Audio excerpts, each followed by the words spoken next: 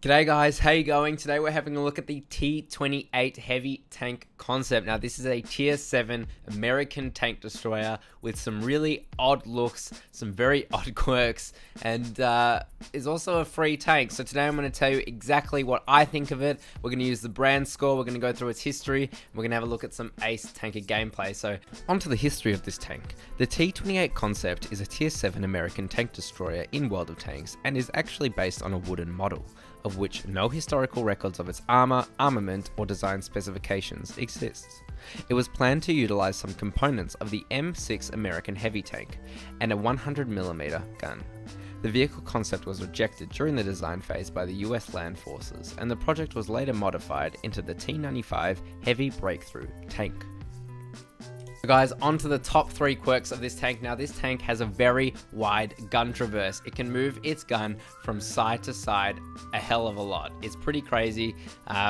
You'll see that in game. I'll show you in just a moment. Also, it has thick armor, guys. So this tank has about 201, I believe, millimeters of armor, 203 millimeters of armor on the front of its hull. It is very thick.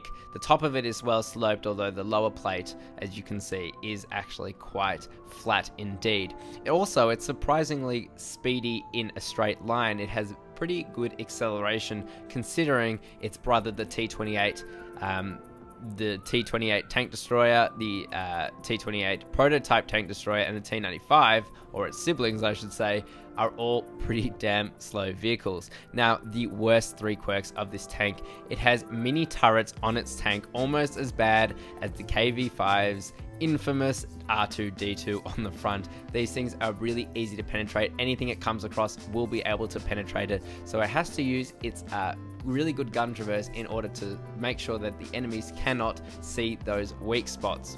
Now it also has pretty poor gun performance considering it is a tank destroyer. Its penetration is quite low, and also its gun handling is also pretty bad as well. And also, a really bad feature of this tank is its terrible hull traverse speed. This thing is terrible at moving from side to side.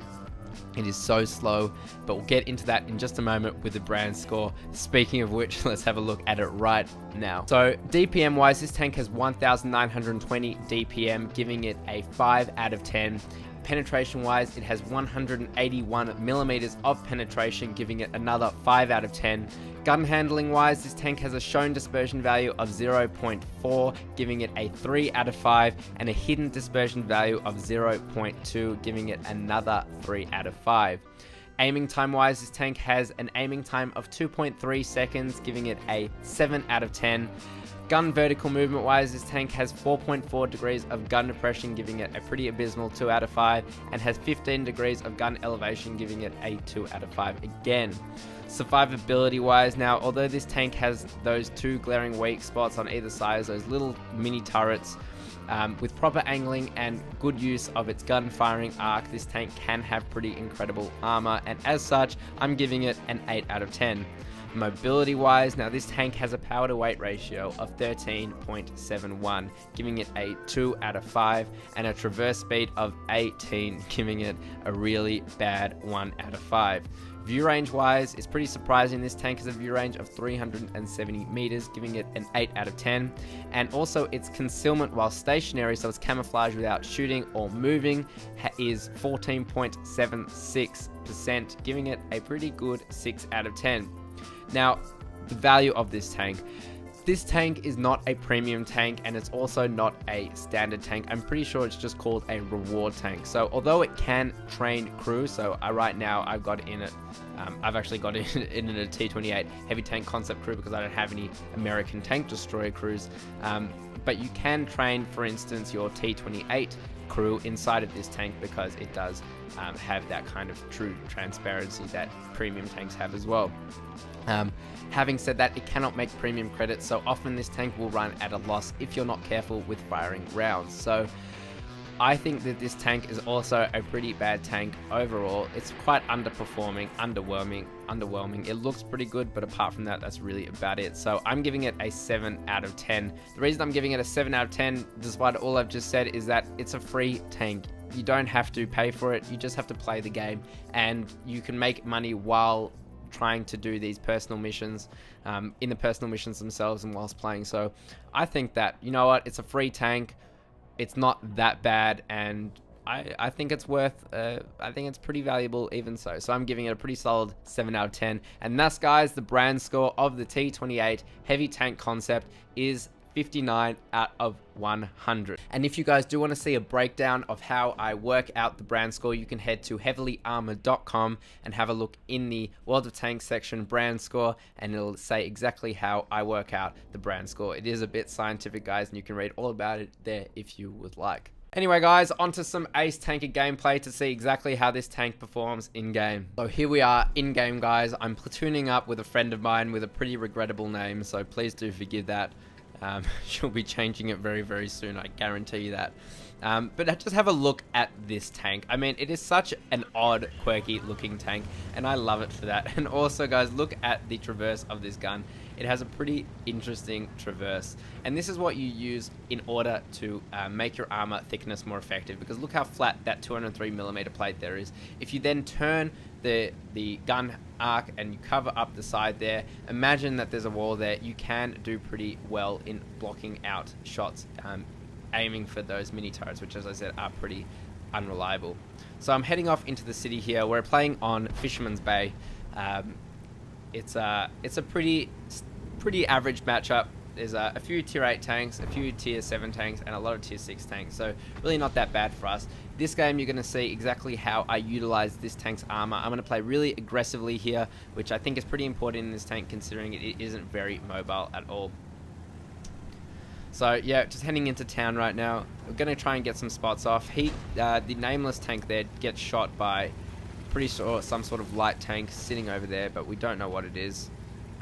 In fact, it was the M41 Bulldog. Forgive me there. So here we see some heavy tanks have been spotted, so I was going to try and go back and shoot him, but I decided to leave the nameless there to take care of it. I mean, that tank is very overpowered. Let's see if he can hold him down and just start aiming for other tanks. So you can see here that I aim in for the IS. I don't quite see him, but I get a shot off, and I'm pretty sure I hit him. And look at the gun traverse on that tank, guys. It always stuns me every time I see it. It's got a really wide gun arc, and that is pretty damn useful in this tank indeed. So you see the M41 here. We're going to snap off a shot, and we snap off the shot. Very surprised. Again, guys, this tank does not have very good accuracy or gun handling, so that was a pretty good shot. I also get some spotting damage on him as well, which is pretty nice. Also an IS, it has been spotted. You can see my platoon mate there takes a shot, and then I take another snapshot and get a shot off. Very surprising, guys. This is, you know, RNGesus was on my side this game. I get a shot off into that pesky M41 Bulldog. I couldn't go around with him still there because he was really ruining my day. And here I realize that the team is kind of getting overrun. We've only got the nameless there, so I really want to go and help the team. Get hit by artillery. Both my commander and my driver get taken out. The worst possible thing. I decide to fix my driver because the speed of this tank is so bad that I would rather have slightly worse skills all around than have absolutely no mobility. So I spot an SU-100, take a shot at him, back up, bounce a shot, and you can see here that this is perfect use of the armor. That is aiming like this around a corner. Let's see if I can't zoom out of World Tanks replays. Is going to be a big pain in the ass. Okay, regardless, imagine a shot is coming into my lower frontal plate. I can see around the corner, only my front of the tank, well angled, is being shown, and I'm hiding those pretty glaring weak spots on the side. So that is a really important feature of this tank, but you got to be careful you're not coming out too far. So I decide that I'm going to really push up and be very aggressive. See that T34, take a shot at him. He's got a pretty bad frontal hull armor, so I'm able to pretty much just shoot anywhere and get through. He is tracked now. I am sitting still straight onto him. Not a good idea. He gets a shot off, and that goes straight into that frontal plate. He has pretty good penetration. He's able to go through very easily.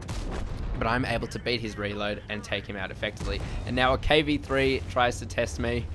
Can't get through my armor. I'm on pretty low health though, so I'm really pushing it here. but I'm able to get off a few shots as well into him, and I'm still trying to use the angling of the armor. I know that as long as he doesn't fire premium rounds, I'll be safe, and even if he does fire premiums, I'll still be pretty safe because this tank has pretty good armor. That SU-152 had no hope of going through with his standard rounds. Only 175mm of penetration aren't going to go through the front of this tank unless you aim for those mini turrets. That KV-3 gets taken out, and so far we've racked up 2,658 damage and 588 spotting damage, while also blocking 1,560 damage. I see that T34 trying to have a go, and I ammo rack him. Oh, sorry, I hit him, and then my teammate, my platoon mate, ammo racks that T34-85. So absolutely great result there.